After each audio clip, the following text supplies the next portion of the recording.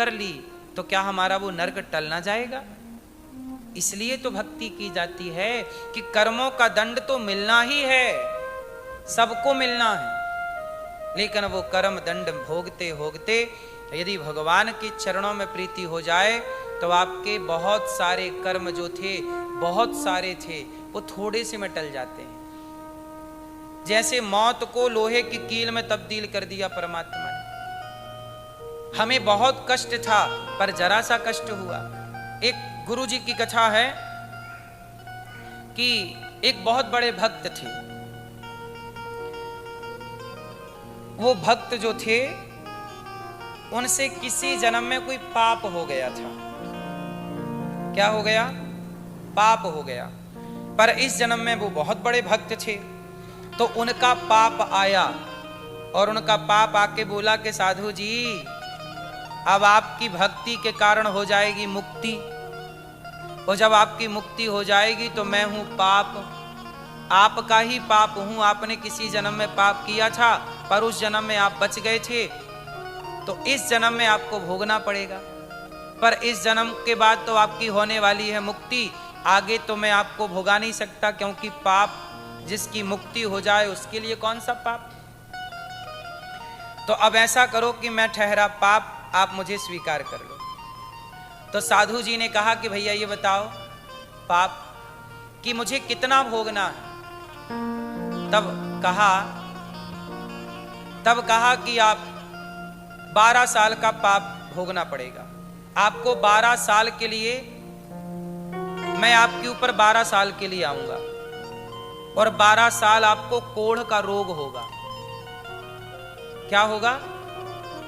कोढ़ का मतलब चमड़ी गल गल के गिरने लगती है और माबाद बन जाती है, पूरे शरीर से बदबू आती। इतना बड़ा पाप है आपका, तो आपको 12 साल का कष्ट भोगना पड़ेगा। तो संत जी ने कहा 12 साल यदि मैं पाप भोगता रहा तो भगवान की पूजा कब करूंगा, सेवा कब करूंगा? एक काम करो, थोड़ा कम करो। तो ठीक है आपके लिए 6 साल करता हूं। साधु जी बोले 6 साल भगवान की पूजा छूट जाएगी, और कम करो। तो 6 के आधे 3 साल। बोले 3 नहीं, तो अच्छा एक काम करो 3 महीने। बोले 3 महीने बहुत ज्यादा है। तो बोले एक काम करो 3 दिन। बोले 3 दिन सेवा छूट जाएगी भगवान की, बहुत ज्यादा है 3 दिन, और कम करो। तो बोले एक काम करो फिर 3 घंटे। तो बोले ठीक है मैं पूजा कर लूं भगवान की, सवेरे का नियम कर लूं, फिर 3 घंटे के लिए तुम आ जाना। सोचिए भगवान की भक्ति का परिणाम देख रहे हैं क्या होता है कि जहां सालों का दुख था वो सालों का दुख 3 घंटे में टल गया। इसलिए लोग भगवान की भक्ति करते हैं, इसलिए भक्ति करना चाहिए। हे प्रभु मैं आपको कभी भूलूं नहीं। कुंती बुआ के जीवन में कितना संकट था, कितना कष्ट था, लेकिन वो सारा कष्ट टल गया कि नहीं।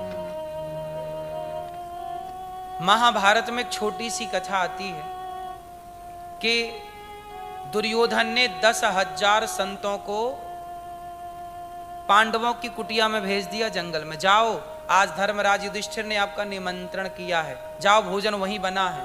तो दुर्वासा जैसे क्रोधी संत चले गए। कहां चले गए? पांडवों के पास। उस समय पांडवों ने भोजन किया और द्रौपदी ने भी भोजन कर लिया, और द्रौपदी के पास एक बटलोई थी, छोटा सा पात्र था। सूर्य भगवान की दी हुई कृपा थी वो कि वो जब तक चाहती जितने लोगों को बर्तन से निकाल के खवा सकती थी, लेकिन वो शक्ति तब खत्म हो जाती जब वो स्वयं खा लेती। तो द्रौपदी भी खा चुकी, बटलोई भी धुल चुकी। वो तब कितने संत आ गए? 10,000। 10,000 साधु आ गए। कहा धर्मराज बड़ी भूख लगी है, खाने को मिलेगा? धर्मराज बोले जरूर मिलेगा। अब संत आए द्वार पे, कैसे कह दें कि नहीं मिलेगा? तो वो कहा बैठो। तो संत बोले हम स्नान करके आते, पास में नदी थी तो नहाने चले गए। और धर्मराज युधिष्ठिर अंदर आए तो द्रौपदी बटलोई धुल रही थी। कहा कि बटलोई धुल गई, संत आए हैं 10,000, कह रहे हैं संत भोजन चाहिए। अब द्रौपदी घबराई कि हे प्रभु क्या करें? अब तो घर में अन्न का दाना नहीं, और बाहर सैकड़ों हजारों संत बैठे हैं भोजन के लिए, क्या करें? तब पांचों पांडवों ने कहा, एक काम करो, यदि हमारे द्वार से संत भूखे चले गए तो हमारे लिए सबसे बड़ा पाप है। एक काम करो, चलो हम सब आत्महत्या कर लेते हैं, क्योंकि संत लोग तो श्राप, दुर्वासा जी हैं, यदि उन्हें भोजन, अभी हमने बोल दिया कि आपको भोजन हम तैयार कराते हैं, अब कह देंगे कि नहीं भोजन नहीं है, तो साधु तो श्राप दे डालेंगे, और श्राप दे के वैसे भी मार डालेंगे। तो संत के श्राप से मरने से अच्छा है कि आत्महत्या कर लो। तो द्रौपदी बोली, अच्छा रुको, आत्महत्या ना करो, मैं एक बार प्रभु को पुकारती हूँ।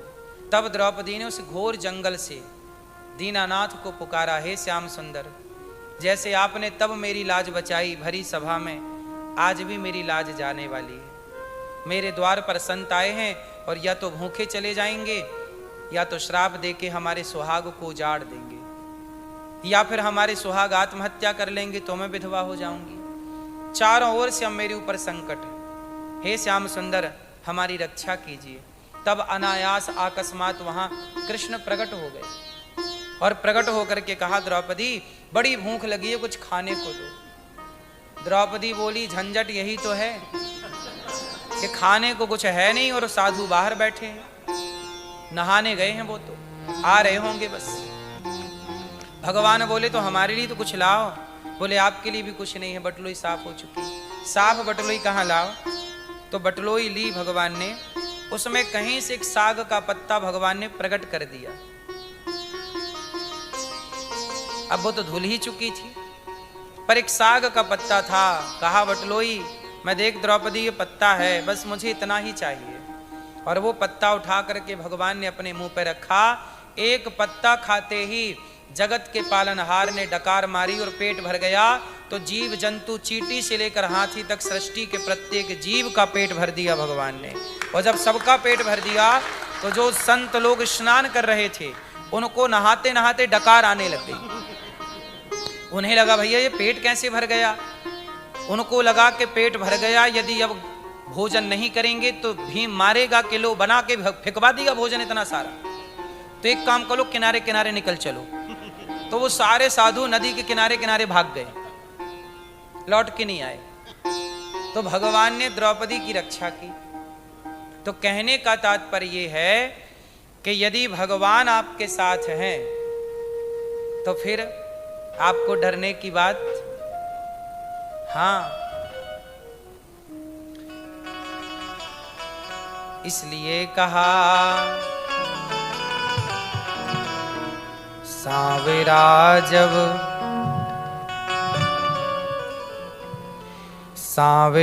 जब मेरे साथ है, बोलो डरने की क्या बात है। इसके रहते कोई कुछ कहे, बोलो किसकी ये औकात है।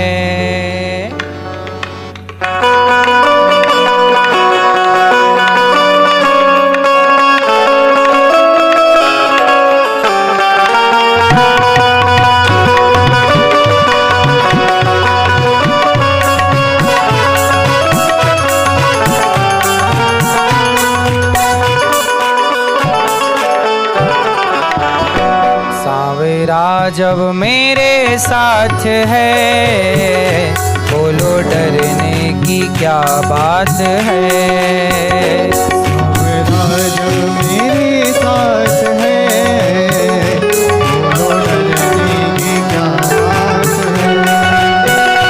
इसके रहते कोई कुछ कहे, बोलो किसकी ये औकात है।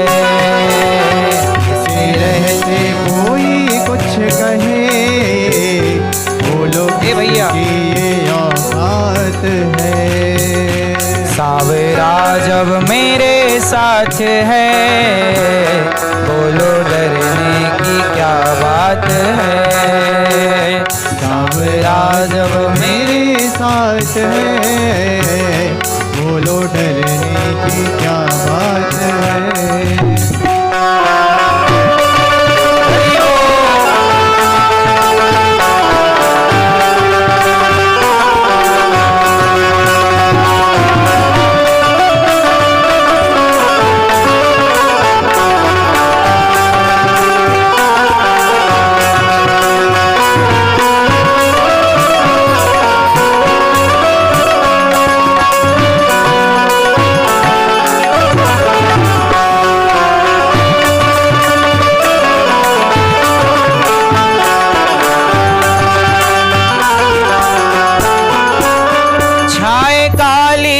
घटाएं तो क्या, इसकी छतरी के नीचे हूँ मैं। छाए काली घटाएं तो क्या, इसकी छतरी के नीचे हूँ मैं। आगे आगे ये चलता मेरे मालिक के पीछे हूँ मैं। आगे आगे ये चलता मेरे मालिक के पीछे हूँ मैं। इसने पकड़ा मेरा हाथ है, बोलो डरने की क्या बात है। इसने पकड़ा मेरा हाथ है, बोलो डरने की क्या बात है। सावरा जब मेरे साथ है, बोलो डरने की क्या बात है। सावरा जब मेरे साथ है, बोलो डरने की क्या बात है।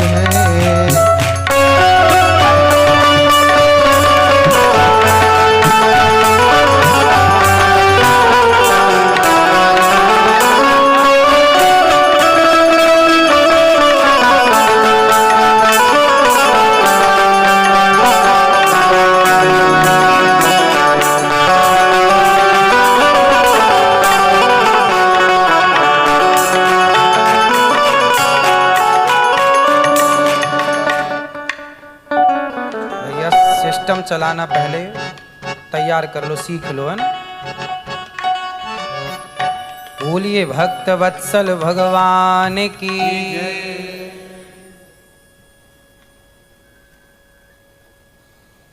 छाए काली घटाएं तो क्या, इसकी छतरी के नीचे हूँ मैं। आगे आगे ये चलता मेरे मालिक के पीछे हूँ मैं। इसने पकड़ा मेरा हाथ है, बोलो डरने की क्या बात है। सावरा जब मेरे साथ है, बोलो डरने की क्या बात है। बेटा एक इंस्ट्रूमेंट नहीं चला पा रहा है आपका सिस्टम।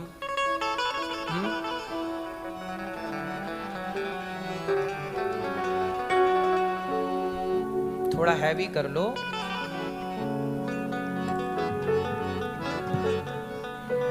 क्यों मैं भटकूं यहाँ से वहाँ, इनके चरणों में है बैठना।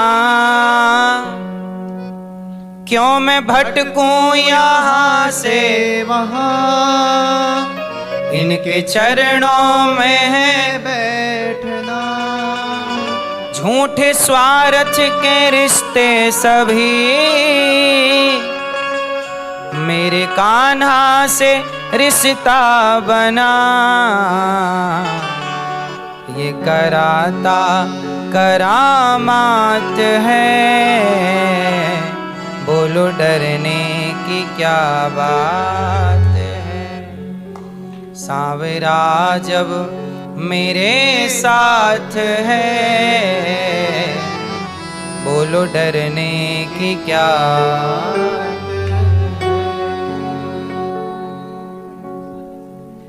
तो भगवान जब साथ हैं तो हमें डरने की बिल्कुल जरूरत नहीं है। डर तब लगता है जब भगवान साथ ना हो। इसलिए हर हाल में भाव ये रखिए कि भगवान हमारे, तू अकेला नाही प्यारे राम तेरे। कभी ऐसा मत सोचिए कि हमारे साथ भगवान नहीं है। सदा यही भाव रखिए कि भगवान हमारे संग है, हमारे साथ है। कुंती बुआ ने भगवान से कहा कि प्रभु हमें सुख नहीं चाहिए, हमें दुख चाहिए। सुख में शायद हम आपको भूल जाएं, इसलिए हमें दुख दे दो। भगवान ने कहा बुआ मैं दुख नहीं दे सकता, पर अपने आप को देता हूं, और खुद को सौंप दिया। स्वयं को भगवान ने सौंप दिया। इसके बाद भगवान भीष्म पितामह के पास गए। भीष्म पितामह बाणों की सैया पर लेटे हैं, और भीष्म पितामह बाणों की सैया में लेटे लेटे कृष्ण को याद कर रहे हैं। भीष्म पितामह किसे याद कर रहे हैं? किसे याद कर रहे हैं? मैया, किसे याद कर रहे हैं? बाणों की सैया पर लेटे। अपार दर्द है। पितामह भीष्म को इच्छा मृत्यु का वरदान मिल चुका है। कौन सा वरदान है? वो जब चाहेंगे तब मरेंगे, पर इतना दर्द सह के भी वो इंतजार किसका? कृष्ण आएंगे, कृष्ण आएंगे, कृष्ण आएंगे। इंतजार, भगवान आएंगे। और भगवान भी बैठे बैठे ध्यान भीष्म पितामह का कर रहे हैं। अर्जुन ने कहा, प्रभु आप किसका ध्यान करते हो? आप तो भगवान हो, आपका तो सब ध्यान करते हैं। तब भगवान कृष्ण मुस्कुरा करके बोले कि अर्जुन, आज मैं अपने भक्त का ध्यान कर रहा हूं। किस भक्त का? पितामह का। पितामह को भगवान बहुत प्रेम करते हैं। आज भीष्म पितामह का ध्यान भगवान कर रहे हैं। भगवान पितामह के पास गए। पितामह बाणों की सैया पर लेटे हैं। कृष्ण को देखते ही प्रसन्न हो गए। कन्हैया, मुझे पूरा विश्वास था कि आप जरूर आएंगे। जब मेरी प्रतिज्ञा रखने के लिए आपने अपनी प्रतिज्ञा तोड़ दी, तब मुझे विश्वास हुआ कि कोई साथ दे ना दे, कृष्ण जरूर साथ देंगे। भीष्म पितामह अर्जुन, भगवान ने प्रतिज्ञा ली महाभारत में कि भगवान ने प्रतिज्ञा ली कि मैं अस्त्र शस्त्र नहीं उठाऊंगा, और भीष्म ने प्रतिज्ञा ली कि मैं आपको अस्त्र शस्त्र उठवा के ही रहूंगा। तो भगवान अर्जुन पर जब बाणों की वर्षा की भीष्म ने, तब भगवान रथ का पहिया लेके भीष्म जी की तरफ दौड़े, और भीष्म पितामह ने अपना धनुष बाण छोड़ दिया। भगवान आज सामने खड़े हैं। प्रभु मुझे विश्वास था आप आएंगे। देखो सबसे उत्तम मृत्यु क्या है? भगवान सामने खड़े हो। इतना तो करना स्वामी, जब प्राण तन से निकले, गोविंद नाम लेकर मेरे प्राण तन से निकले। उस वक्त जल्दी आना, नहीं श्याम भूल जाना, मुरली मधुर बजाना, जब प्राण तन से निकले। हे गोविंद, आप आए, आपको देखते देखते अब मेरे प्राण जाएंगे। ये मेरे जीवन का सबसे अच्छा दिन है। आज भीष्म पितामह ने कहा, प्रभु आज मैं आपसे कुछ चाहता हूं। क्या? पितामह कहो क्या चाहते हो? भगवान कृष्ण बोले, पितामह जो मांगो, क्या चाहिए? पितामह ने कहा, बस एक छोटी सी प्रार्थना है, आप मेरी बेटी से विवाह कर लो। भगवान बोले कि पितामह आपकी बेटी कब हो गई? आप तो ब्रह्मचारी हो, आपका विवाह कब हो गया? तब भीष्म पितामह ने कहा, हे प्रभु, इतिमति रूप कल्पिता वितृष्णा, भगवती सात्वत पुंगवे विभूम्नि। हे प्रभु, ये जो मेरी मति है, इतिमति रूप कल्पिता वितृष्णा, ये जो मेरी बुद्धि है, ये मेरी बुद्धि मेरी पुत्री की तरह। आप मेरी बेटी से विवाह कर लो, अर्थात मेरी बुद्धि से विवाह कर लो, अर्थात मेरी बुद्धि को स्वीकार कर लो। मैया, ओ मेरी माँ, ओ लाल मैया, वहां कहां देख रही हो? यहां देखो मेरी माँ, यहां ध्यान दो कथा में। सुनो, ये बताओ आपकी बेटी है? हाँ या ना? 5 बेटी हैं? 2। आपकी बेटी? आपसे कितनी बेटी? एक। और आपकी? एक बेटी। और आपकी? दो बेटी। आपकी बेटी है? आपकी? एक बेटी। हम सबकी एक एक और बेटी है, और वो है हमारी बुद्धि।